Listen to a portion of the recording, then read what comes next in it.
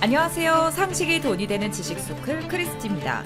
연락사무소의 폭파는 첫 시작에 불과하다. 지난 13일 개성공단 남북공동연락사무소가 폭파되는 모습이 전 세계에 공개됐습니다. 김여정 북한 노동당 제1부부장이 형체도 없이 무너지는 비참한 광경을 보게 될 것이라고 한 지 사흘 만입니다. 폭파 전문가들은 북한이 강력한 장면을 연출해서 남한과 미국을 압박하는 데 집중한 것 같다고 분석했습니다. 또 폭탄의 배치를 봤을 땐 이번 도발이 완전 파괴를 노린 것 같다고도 했죠. 그런데 미국의 한 매체를 통해 북한에서 완파했다고 한 남북공동연락사무소가 사실은 전부 무너진 게 아니란 사실이 드러났습니다. 완전히 파괴됐다는 북한의 주장과는 다르게 일부만 폭파된 채 지금도 그 자리에 우뚝 서 있는 모습이 위성사진으로 공개된 겁니다. 한국의 자본과 기술력으로 지어진 연락사무소는 철근 콘크리트 라멘 구조로 설계되어 있어서 정확한 위치에 폭탄을 설치해야 하는 폭파공법이 필요합니다. 그런데 북한은 일반 산업용 폭약보다도 강도가 센 군용 폭약 TNT 100kg 이상을 사용했음에도 완파하지 못했습니다. 즉, 북한의 폭파공법 기술이 형편없었던 거죠. 북한의 열악한 기술력이 공개되면서 전 세계 사람들은 북한이 한국의 건축 기술을 홍보한 꼴이 됐다며 비웃었습니다. 하지만 창피함을 모르는 북한은 여기서 멈추지 않았습니다. 노동신문에 인간 쓰레기들의 서식지인 남조선 땅에 삐라벼락을 뿌리겠다는 내용과 함께 우리 군대의 자제력은 한계를 넘어섰다며 당장이라도 우리와 전쟁을 일으킬 수 있다는 듯한 발언을 담았거든요. 북한은 이렇게 매체를 통해 몰상식한 언어를 구사하며 비방 여론전을 펼치는 동시에 남북 합의로 비무장화된 지역에 다시 진출하고 대남 전단 살포까지 예고하면서 군사 행동을 점점 구체화하고 있습니다. 우리 국방부는 북한의 도발이 실제 행동에 옮겨질 경우 반드시 그에 대한 대가를 치르게 될 것이라고 경고했습니다. 그런데 오히려 북한 측에서는 우리 군에게 가만히 있으라는 협박을 했죠. 공연히 화를 자청하지 마라. 찍소리 말고 박혀 있어라. 함부로 나서면 큰 경을 치르게 될 거다. 라고 한 겁니다. 몰상식한 비난과 협박을 하던 북한이 덤벼보라는 식이 아니라 가만히 있으라고 말하는 건 한편으로는 제발 가만히 있어달라는 부탁이나 투정처럼 들리기도 합니다. 혹시 북한이 삐라를 보내기에 앞서 한국 군대의 경고에 움찔했던 건 아닐까요? 북한이 정말 자신들의 행동과 군사력에 자신 있긴 한 건지 의문이 듭니다. 영상 시작 전 좋아요와 구독하기 부탁드립니다. 지난 17일 북한은 비무장지대에서 철수했던 철거감시 초소에 병력을 다시 투입하겠다고 경고했습니다. 그리고 다음 날인 18일 서부 전선의 북한 GP에서 북한군이 삽을 들고 땅을 파는 모습이 관측됐죠. 이미 북한이 GP를 복원하고 있다는 가능성이 나타난 겁니다. 남북은 2018년 9.19 군사합의에 따라 비무장지대에 있는 GP를 모두 폭파시켰습니다. 그런데 지금 북한이 남북 간의 합의를 일방적으로 파기한 거예요. 합의 당시엔 다시는 GP를 사용할 수 없도록 불가역적 완전 파괴를 하자며 약속해놓고 지금 GP를 복구하고 있으니까요.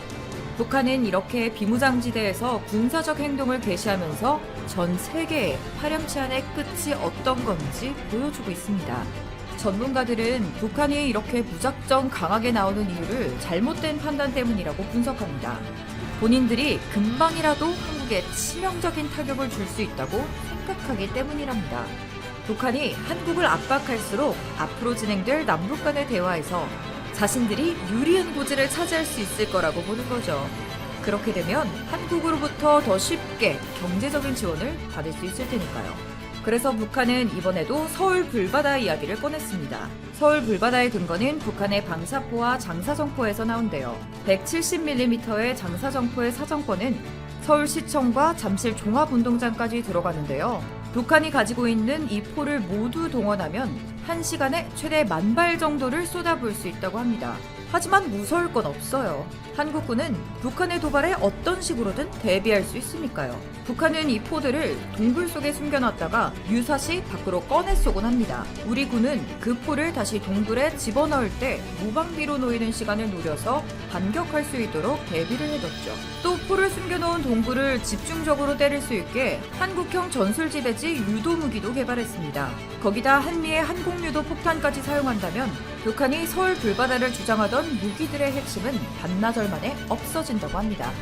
사실 우리 군의 반격이 없더라도 북한의 방사포나 장사정포는 정확도부터 문제가 있습니다. 연평도 포격 당시에도 30%는 불발탄이었고 30% 정도만 우리 군사시설을 타격했거든요. 또 그 위력도 그렇게 강하진 않아요. 딱 한 발만이 해병대 건물 천장을 뚫었는데 그 와중에 내부에는 피해가 거의 없었다고 해요. 북한의 서울 불바다 이야기가 무섭지 않은 이유는 또 있습니다. 북한이 서울을 향해 폭격을 하면 서울 전체에 불이 붙을 수는 있지만 서울에 살고 있는 수많은 외국인에게도 함께 피해가 가는 거거든요. 북한이 서울을 불바다로 만들면 수많은 외국에게 선전포고를 하는 거나 다름없다는 겁니다. 그리고 우리가 북한의 군사 행동에 철저히 대비할 수 있다는 건 우리가 그만큼 북한의 동향을 속속들이 파악하고 있다는 말이기도 합니다. 이번 남북공동연락사무소 폭파에도 국방부가 빠른 대처를 할 수 있었던 건 감시 장비를 통해 꾸준히 상황을 지켜보며 대비했기 때문이래요. 그런데도 북한은 계속 몇 가지 무기만 믿고 대한민국을 협박할 수 있다고 생각합니다.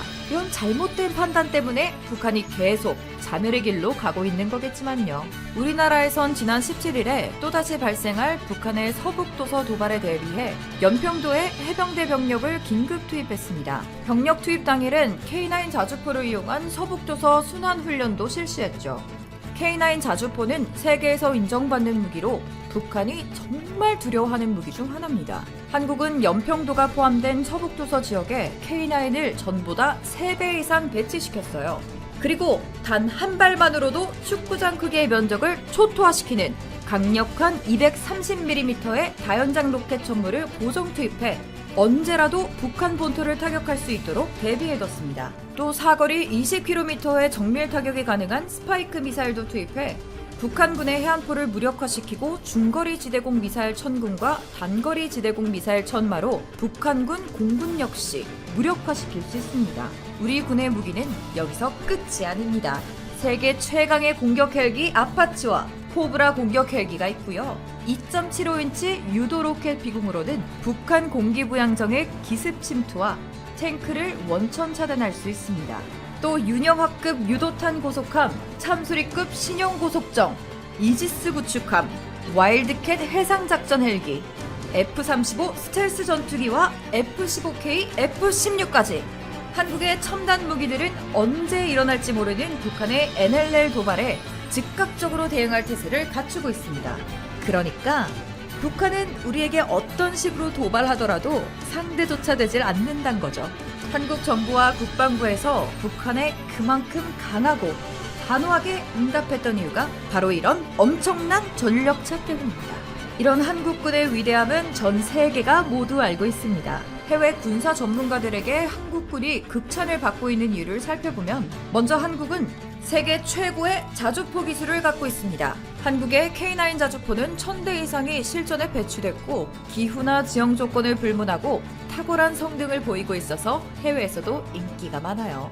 그뿐 아니라 한국은 영국, 프랑스, 독일의 3세대 전차를 모두 합친 것보다 2배 더 많은 3세대 전차를 갖고 있습니다. 심지어 수입이 아니라 직접 개발할 수 있는 기술까지 갖춘 전차 개발 강국이죠. 그리고 우리는 세계 5대 공군력을 갖고 있습니다.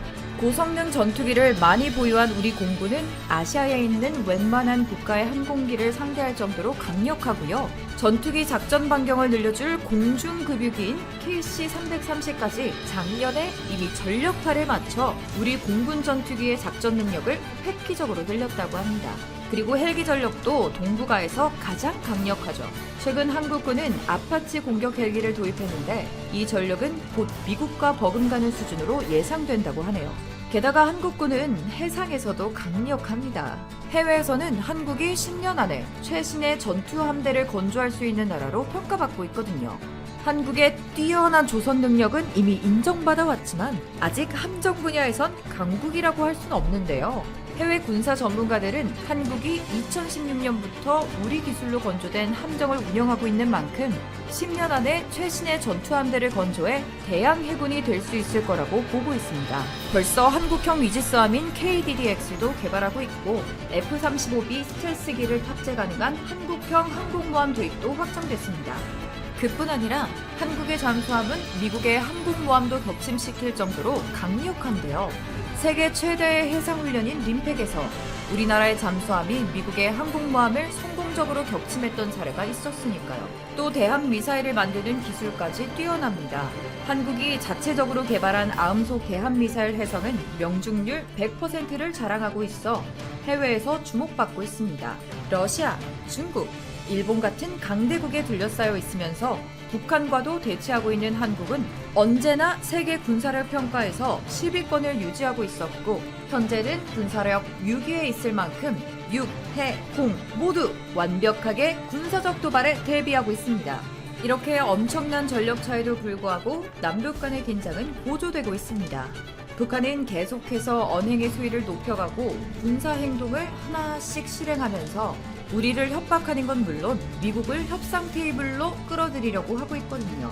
하지만 한국은 북한에게 무릎 꿇을 일도 없고 북한의 요구를 쉽게 들어주지도 않을 겁니다. 신의 몸이 죽지 않고 살아있는 한 적들은 우리를 업신여기지 못할 것입니다. 강력한 일본 정부가 최근 김포에서 하네다 항공 노선 운항을 재개하자고 제안했지만 정부는 코로나 방역의 어려움을 이유로 사실상 거부한 것으로 7일 알려졌다. 정부는 지난 4월 6일부터 검역 효율성 등을 고려해 인천국제공항 입국 일원화 정책을 시행했지만 최근 부산 김해공항에서 중국 칭다오 등 일부 노선은 운항을 재개했다. 하지만 외교 소식통은 일본의 제안을 받고 방역 당국과 논의 중이지만 최근 재확산세가 심해져 당장 김포에서 하네다 노선을 재개하긴 쉽지 않다고 했다. 일본 정부와 업계에 따르면 스가 요시히데 내각은 지난 10월부터 시행 중인 한일 기업인 특별 입국 절차를 활성화하기 위해 최근 김포 공항 재개안을 여러 채널을 통해 한국에 제안했다. 일본 전국여행업협회 회장을 맡은 니카이도 시히로 자민당 간사장도 지난달 방일단 박지원 국정원장에게 이 같은 뜻을 전한 것으로 알려졌다. 인천, 나리타 공항은 각각 서울, 도쿄 도심에서 차로 1시간 이상 떨어져 있어 불편하다는 취지였다. 코로나로 어려움을 겪는 대한항공, 아시아나항공도 김포에서 하네다 노선 운항 재개를 정부에 요청하는 것으로 알려졌다. 서울과 도쿄를 최단거리로 잇는 김포에서 하네다 노선이 재개되면 왕복 3시간가량을 단축할 수 있어 항공 수요가 늘 수 있기 때문이다. 현재 한일 노선은 인천에서 나리타, 오사카, 나고야, 후쿠오카만 운행된다. 일본에서는 소규모 여행도 재개하자는 입장을 우리 당국에 전하는 것으로 알려졌다. 대중교통 이용을 금지하는 조건으로 가이드가 방역 책임을 지고 대형 버스에 10에서 20명만 태워서 공항에서 관광지에서 호텔만 다니는 방식의 여행을 검토하자는 것이다. 일본은 내년 도쿄 올림픽을 위해 관리형 여행을 활성화할 필요가 있다고 판단해 이 같은 방안을 제안한 것으로 알려졌다. 앞서 일본 정부는 3월 초 코로나19 유입 차단을 위해 3월 9일부터 한국에 대해 무비자 입국을 금지하고 발급된 비자의 효력을 정지한다고 기습적으로 발표했다. 이에 우리 정부는 사전 논의 없는 발표에 강한 유감을 표명하면서 맞대응 차원에서 같은 날부터 사증 면제 조치를 전면 중단했다. 이번 기업인 특별 입국 절차 시행으로 한일 기업인들은 7개월여 만에 왕래가 재개될 것으로 보인다. 6일 재개에 따르면 사실상 경제 교류 재개로 볼 수 있는 이 같은 조치가 내려지기까진 이재용 삼성전자 부회장과 도미타 고지 주한 일본 대사와의 만남이 큰 변곡점으로 작용한 것으로 보고 있다.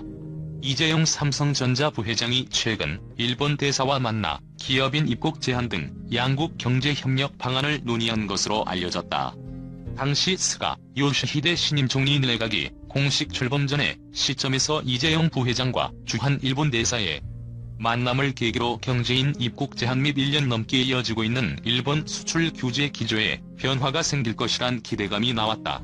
이재용 부회장은 지난달 10일 서울 모처에서 도미타 고지 주한 일본 대사와 만났다. 이날 이 부회장은 기업인 입국 제한에 따른 어려움을 호소한 것으로 전해진다. 앞서 일본 정부는 코로나19 사태가 본격화된 올 4월부터 한국 등 전 세계 150여 개국에 대한 입국 금지 조치를 시행했다. 일본 정부는 베트남, 대만, 태국 등과는 이미 협상을 끝낸 상태다. 우리나라와는 지난 7월 말부터 기업인 입국 제한 완화 조치를 놓고 정부와 협상을 진행하고 있다. 지난 1일 일본 영주권자 등 일부 외국인에 대해선 입국을 허용됐지만 한국 국적의 기업인들은 여기에 포함되지 않았다. 다만 장기 체류 자격 보유자의 일본 재입국은 허용하고 있다.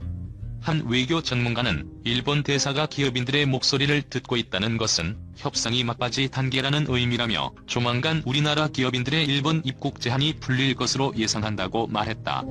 이 부회장은 한일 관계 경색 이후 자신의 비즈니스 네트워크를 통해 경제 협력과 파트너십 유지를 위해 사실상 민간 외교관 역할을 자청해왔다.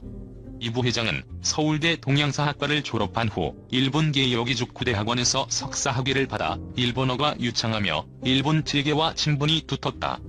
앞서 지난해 7월 일본 정부가 반도체, 디스플레이 핵심 소재 3종의 한국 수출 규제에 들어갔을 때도 직접 일본 출장길에 올라 일본의 경제인을 만난 해법을 모색하기도 했다. 또 지난해 일본 이동통신사 경영진들과 만났으며 일본 2위 통신사업자 KDDI와 5세대 이동통신 장비 계약을 맺어 지난 3월부터 5G 상용 서비스를 시작했다. 지난 4일 방한한 일본 IT업계 거물인 손정희 소프트뱅크 회장과 단독 면담에 이어 재계 총수들과 회동에 나서며 한일 문제에 대한 논의도 나눴다. 지난해 9월에는 일본 럭비 월드컵 개막식 참석해 한일 두 나라가 갈등 관계에 있지만 비정치적인 이슈에 있어서는 여전히 파트너임을 일본 국민들에게 환기하는 효과를 보이기도 했다. 재계 관계자는 이 부회장은 일본 재계뿐 아니라 사우디아라비아 모하메드 빈 살만 왕세자, 중국 시진핑 주석, 인도 모디 총리, 베트남 총리, UAE 왕세자 등 국가원 수급 인사들을 포함해 광범한 비즈니스 네트워크를 갖고 있다면서 이는 삼성의 자산이면서 한국의 자산이기도 하다고 말했다.